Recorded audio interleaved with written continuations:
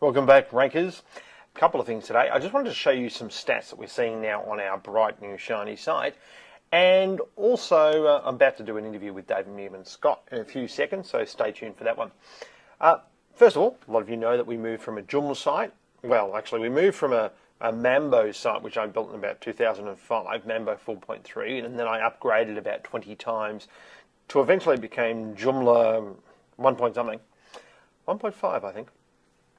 And then a couple of weeks ago, we finally made the change over to WordPress. The reasons that we went to WordPress were that Joomla was great, but it offered a lot of stuff that we weren't really using, like large membership capability and all that sort of thing. Didn't really need that. And we really like Google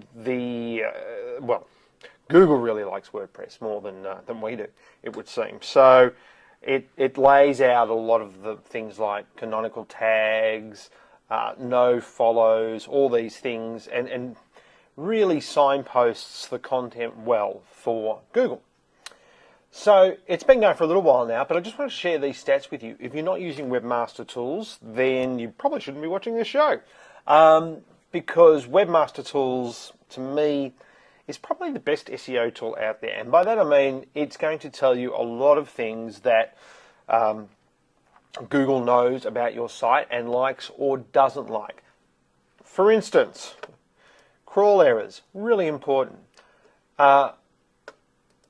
This is the crawl errors Google's currently found since the new site went live. And you can see here we've got 390 crawl errors linked from 1,000 bazillion pages on the site. A lot of errors, basically. And that's because the Joomla and a lot of the plugins that I was using at the time and were creating errant URLs, if you like. And we had no idea what these were until we went live with the new site. And then Google told us. So what we've done, and I say we, but I mean the team out there, is 301 all these errors to the relevant pages. And you'll see here that there's no recent errors. They're all, from about a week ago or longer. But we've fixed all those and Google just hasn't gone back to find those pages and say, oh, that's no longer an error. But that's really important to do. So if you're having trouble sometimes with your site dropping or bouncing around the rankings or something like that, quite often it's because you've got errors like this. So they're fixed. And then we went and had a look at the crawl stats. And this tells us that what the bot's doing and how long things are taking. And you can see here, since we went live, pages crawled per day have gone up, which means that Google is finding the content easier and it's finding more of the content. And if you notice down here, kilobytes downloaded per day, we had a spike for some reason in January. I haven't quite worked out what this spike was about. But this is a really important one down here. Time spent downloading a page in milliseconds. And you can see, we're up around the 2,000 milliseconds here. And then as soon as the new site goes live, bang, down it goes. Now, we haven't moved servers. All we've done is change the website content management system. Still got all the same content up there. And certainly, probably the graphics or the images on the page, we wouldn't have had a lot on the old site compared to the new site. It's probably slightly lighter on the new site.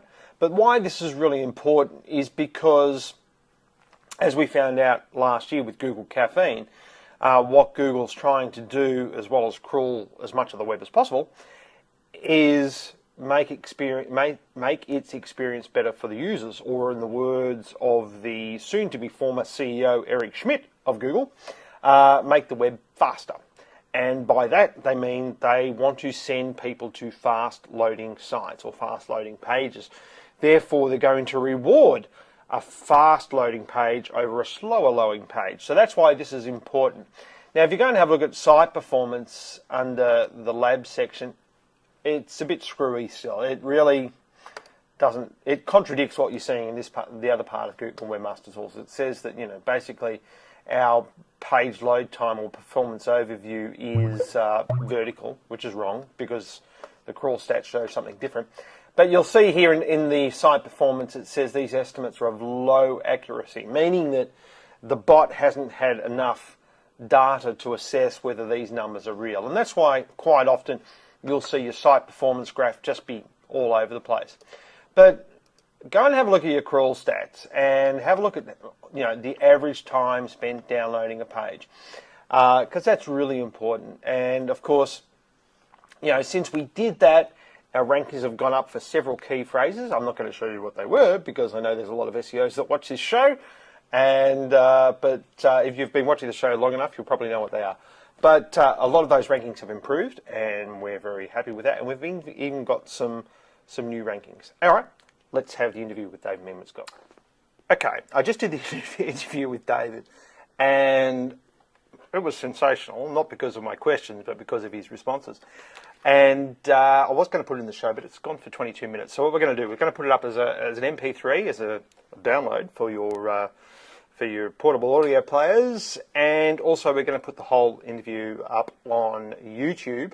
And not really great video, because it's mostly me sitting there going, that's really good, and listening to David, but it's really worth listening to. Some great case studies about how an organisation can respond in real time to events, not only from a marketing perspective, but also from a PR perspective, and just purely a customer service perspective, and some great advice for organisations on how to harness the new medium of what has become real-time marketing with tools like Twitter, Facebook, what have you. And thanks very much. And that's this show for this week, and we'll see you next week. Bye-bye.